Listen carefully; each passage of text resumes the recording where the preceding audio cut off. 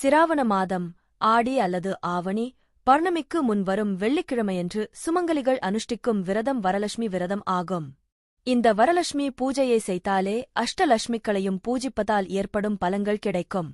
அஷ்டலட்சுமிகளுடன் வரலட்சுமியையும் சேர்த்து 9 லட்சுமிகள் என்று சாஸ்திரம் கூறுகிறது. இந்த விரதம் அனுஷ்டிப்பவர்களுக்கு தனம் தானியம் ஆரோக்கியம் சம்பத்து சத்சந்தானம் தீர்க்க சமாங்கல்யம் யாவும் வரலட்சுமியின் அருளால் கிடைக்கும்.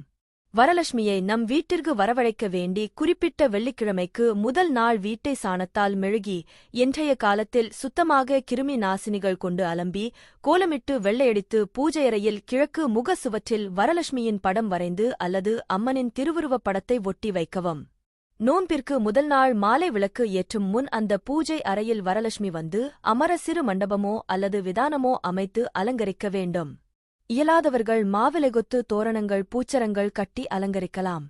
சுமங்கலிகள் அன்றைய தினம் உபவாசமிருந்து பக்தி சிரத்தையாக அம்மண்டபத்தில் முதலில் 1 அடி சதுரமாக நெல்லை பரப்பி அதன் மீது 1 தாம்பாளத்தில் அரிசியை பரப்பி அதன் மீது 1 வெள்ளி அல்லது செப்பு குடத்தை வைத்து அதை அரிசி அல்லது ஜலத்தால் நிரப்பி மாவிலை கொத்து தேங்காய் வைத்து கலசத்தில் அம்பாள் முகம் வரைந்து முடிந்தால் தேவியின் முகம் வைத்து அலங்காரம் செய்து புஷ்பங்களால் அலங்கரித்து சந்தனம் அட்சதை புஷ்பங்களால் வரலட்சுமி தேவியை அர்ச்சித்து நோன்பு கயிறு சார்த்தி கொழுக்கட்டை அப்பம் சுயம் வடை பாயசம் இட்லி சாதம் பருப்பு நெய் தயிர் பழவகைகள் படைத்து வழிபட வேண்டும்.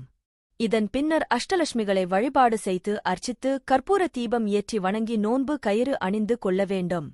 இந்த நோன்புக் கயிறில் மஞ்சள் தடவி 9 முடிச்சிட்டு புஷ்பம் கட்டி கலசத்தில் வைத்து பூஜித்து கையில் கட்டிக்கொண்டு மற்ற சுமங்கலிகள் உடன் பூஜை செய்தால் அவர்களுக்கு கட்டிவிட வேண்டும். கலசத்தில் 9 வெத்தலை 9 பாக்கு 9 1 நாணயங்கள் இட வேண்டும். நெய் பந்தம் ஆரத்தி செய்தல் வேண்டும். இந்த பூஜை முடித்தபின் மறுநாள் கலசத்தை எடுத்து பத்திரமாக வைத்திருந்து அதில் இட்ட அரிசியில் மறுவெள்ளியன்று பொங்கல் செய்து அம்மனுக்கு நிவேதனம் செய்ய வேண்டும். கலசம் அலங்கரித்த பின் யாழில் தாம்பாளத்தில் வைத்து ஆரத்தி காட்டி வரலட்சுமி தேவியை ஆவாகனம் செய்து தன் இல்லத்திற்கு வருமாறு அழைத்துப் பாடி பூஜையறைக்கு எடுத்துச் செல்ல வேண்டும்.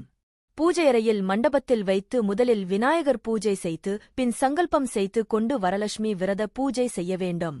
லட்சுமி ஸ்தோத்திரம் மற்றும் துதிகளைப் பாடி பூஜை செய்யலாம். வசதியுள்ளவர்கள் இதற்கென உள்ள புரோகிதர்களை அழைத்தும் பூஜை செய்து கொள்ளலாம். பூஜை முடிந்தவுடன் சுமங்கலிகளுக்கு தாம்பூலம் கொடுத்து சிறப்பிக்க வேண்டும்.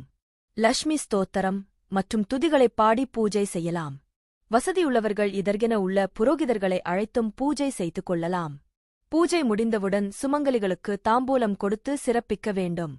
விரதம் அனுஷ்டிப்பவர்கள் 1 வெற்றிலை 1 பாக்கு சுண்ணாம்பு சேர்க்காமல் கடித்து மெல்ல வேண்டும். அப்பொழுது வாய் சிவக்காமல் இருந்தால் இந்த விரதத்தை அனுஷ்டிக்கக் கூடாது.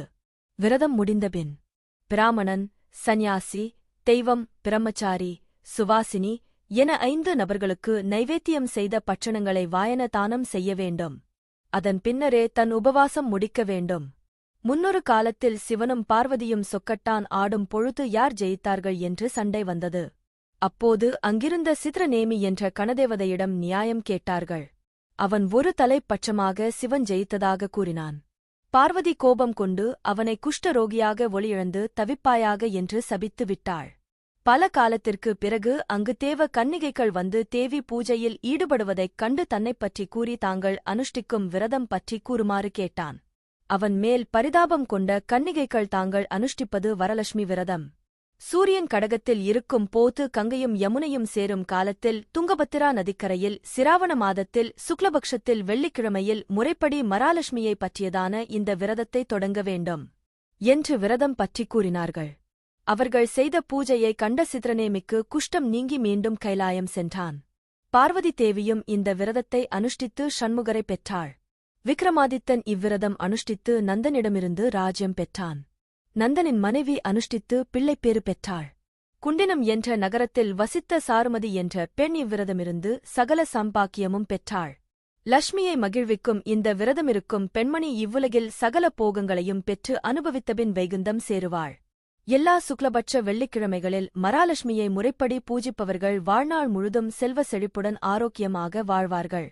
அவர்கள் குடும்பம் தழைக்கும். இந்த விரதக்கதையை படிப்பவர்கள் கேட்பவர்களும் வரலட்சுமியின் அருளால் தனதானிய சம்பத்துடன் சௌக்கியமாக வாழ்வார்கள். சர்வ மங்கலம் தரும் வரலட்சுமியை வணங்குவோம். வரம் பெற்று இன்பமாக வாழ்வோம்.